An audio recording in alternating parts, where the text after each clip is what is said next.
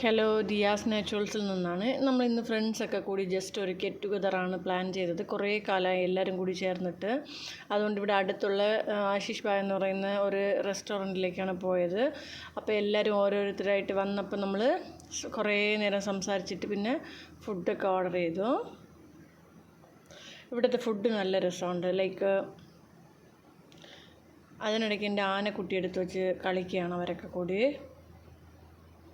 അത് നെക്കി പിടിച്ചിരിക്കുകയാണ്. ഇവിടുത്തെ ഫുഡ് നല്ല രസമുണ്ടാവും. എനിക്ക് ഭയങ്കര ഇഷ്ടമാണ് ഇവിടുത്തെ ഫുഡ്.